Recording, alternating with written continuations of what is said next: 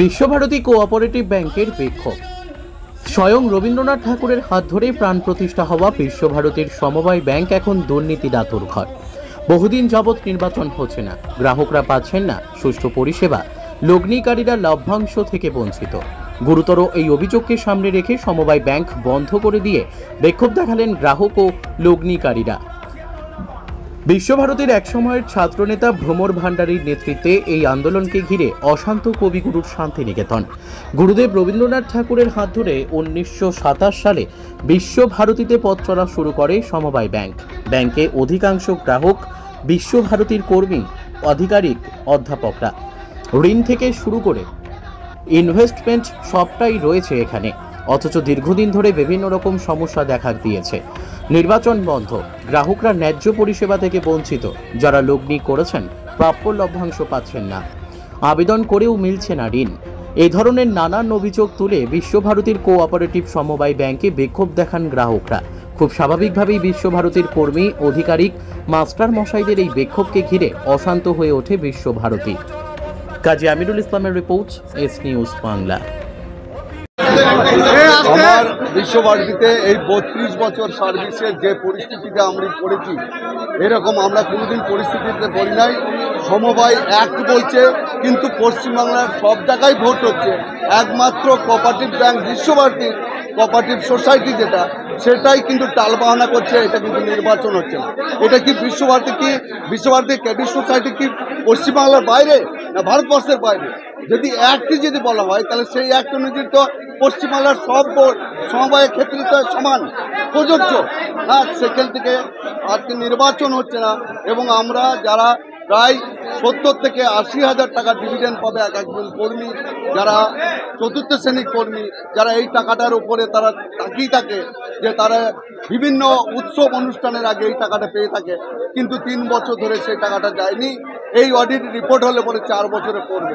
কী কারণে দেওয়া হচ্ছে না, কী কারণে নির্বাচন হচ্ছে না, সেটাও কিন্তু পরিষ্কার করে বলা হচ্ছে না। এই কারণে আজকে আমরা অধ্যাপক এবং বিশ্বভারতী কর্মী যত শেয়ার হোল্ডার আছে, আমাদের এই ডেপুটেশন যাতে এই কঠিন সময়ে যেন সে একটা পর্যটন পায়। আমার নাম স্বপন হাজরা, আমি উদ্যান বিভাগের।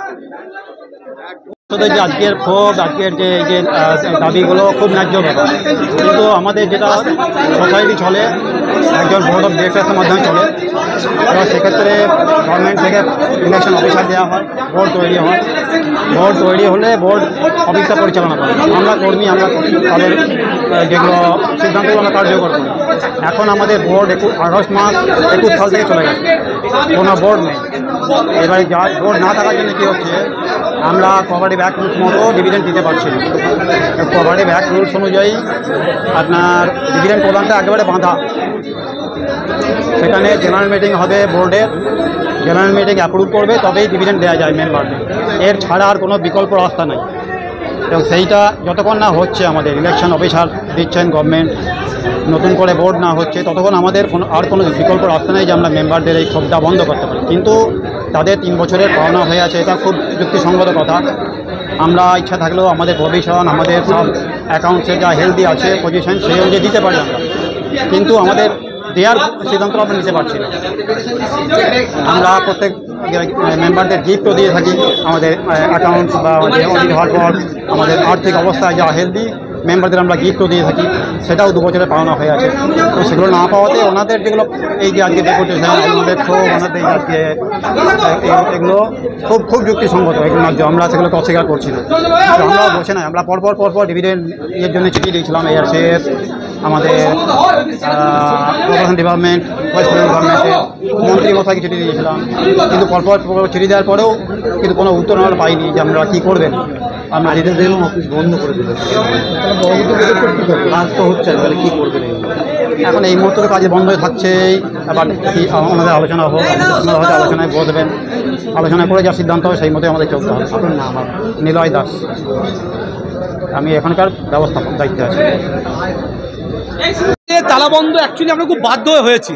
আমরা বিশ্বভারতী যারা কোঅপারেটিভ ক্রেডিট সোসাইটি, যারা আমরা একটা শেয়ার হোল্ডার, যারা বিগত প্রায় 3 বছর ধরে আমাদের টাকার যে লভ্যাংশ, সেই টাকা দীর্ঘদিন ধরে হচ্ছে না।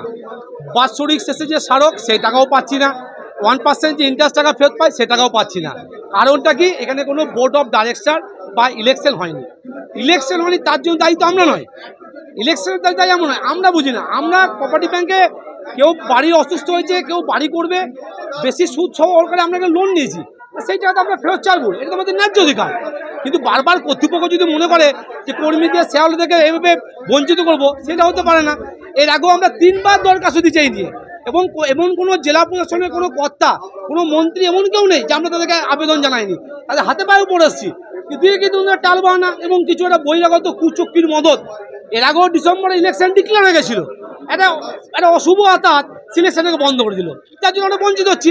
আজকে আমরা সবাই মিলে এক জায়গায় সমবেত হয়েছি, তো ব্যাংকে আমরা কাজকর্ম সার্বিক আমরা বন্ধ করে দিচ্ছি যতদিন অবধি যে আমাদের কোঅপারেটিভ ব্যাংকের যে ডিভিডেন্ড শেয়ার হোল্ডার না দিচ্ছে, ততদিন অবধি আমরা এই অবস্থান বিক্ষোভ চালিয়ে যাবো। সেটা বন্ধ করে না, কর্মীরা আছে, কোনো কাজকর্ম হয় না। তো আমাদের পয়সায় ট্রানজাকশন হচ্ছে, কোটি কোটি টাকার ট্রানজাকশন হয়, লাভটা তো ব্যাংক করছে, আমরা তো লাভ করছি না। তাহলে বন্ধ থাকুক, আমাদের টাকায় ব্যাংক চলবে, আমাদের টাকায় সব কিছু হবে, অথচ আমাদের ন্যায্য পাওনা পাবো না, এটা হতে পারে না। আমরা হয়তো বসে সিদ্ধান্ত নিচ্ছি, সব কর্মীরা আমাদের এখানে বসে আছে, আমাদের শেয়ার হোল্ডারে বসে সবাই একসাথে সিদ্ধান্ত নিচ্ছি আমরা। ভ্রমর ভান্ডারী। যে আজকের ক্ষোভ, আজকের যে দাবিগুলো খুব ন্যায্য ব্যাপার, কিন্তু আমাদের যেটা সোসাইটি চলে একজন বোর্ড অফ ডিরেক্টরের মাধ্যমে চলে, এবার সেক্ষেত্রে গভর্নমেন্ট থেকে ইলেকশন অফিসার দেওয়া হয়, বোর্ড তৈরি হয়, বোর্ড তৈরি হলে বোর্ড অফিসটা পরিচালনা করে। আমরা কর্মী, আমরা তাদের যেগুলো সিদ্ধান্তগুলো আমরা কার্যকর করি। এখন আমাদের বোর্ড আগস্ট মাস 21 সাল থেকে চলে গেছে, কোনো বোর্ড নেই। এবারে যা বোর্ড না থাকার জন্য কী হচ্ছে, আমরা কোঅপারেটিভ অ্যাক্ট রুলস মতো ডিভিডেন্ড দিতে পারছি না। কোঅপারেটিভ অ্যাক্ট রুলস অনুযায়ী আপনার ডিভিডেন্ড প্রদানটা একেবারে বাঁধা।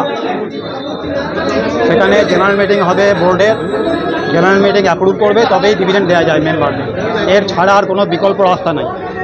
এবং সেইটা যতক্ষণ না হচ্ছে, আমাদের ইলেকশন অফিসার দিচ্ছেন গভর্নমেন্ট, নতুন করে বোর্ড না হচ্ছে, ততক্ষণ আমাদের কোনো বিকল্প রাস্তা নেই যে আমরা মেম্বারদের এই ক্ষোভটা বন্ধ করতে পারি। কিন্তু তাদের 3 বছরের পাওনা হয়ে আছে, এটা খুব যুক্তিসঙ্গত কথা।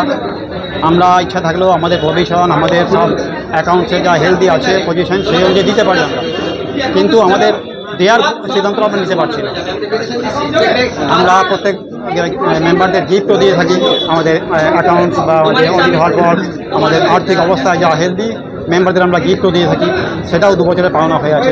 তো সেগুলো না পাওয়াতে ওনাদের যেগুলো এই যে আজকে ডেপুটেশন, আমাদের ক্ষোভ, ওনাদের আজকে এগুলো খুব যুক্তিসঙ্গত, এগুলো ন্যায্য, আমরা সেগুলোকে অস্বীকার করছি না। আমরা বসে নাই, আমরা পরপর ডিভিডেন্ড এর জন্য চিঠি দিয়েছিলাম এআরসিএস, আমাদের প্রশাসন ডিপার্টমেন্ট, ওয়েস্ট বেঙ্গল গভর্নমেন্টের মন্ত্রী মশাইকে চিঠি দিয়েছিলাম, কিন্তু পরপর চিঠি দেওয়ার পরেও কিন্তু কোনো উত্তর আমরা পাইনি যে আমরা কী করবেন। আমরা যেতে দিলাম, অফিস বন্ধ করে দিলাম, কাজ তো হচ্ছে না, তাহলে কী করবেন? এখন এই মুহূর্তে কাজে বন্ধ হয়ে থাকছে। আবার আমাদের আলোচনা হোক, আপনারা হয়তো আলোচনায় বসবেন, আলোচনা করে যা সিদ্ধান্ত হবে সেই মতোই আমাদের চলতে হবে। আপনার নাম? আমার নিলয় দাস, আমি এখানকার ব্যবস্থাপক দায়িত্বে আছি।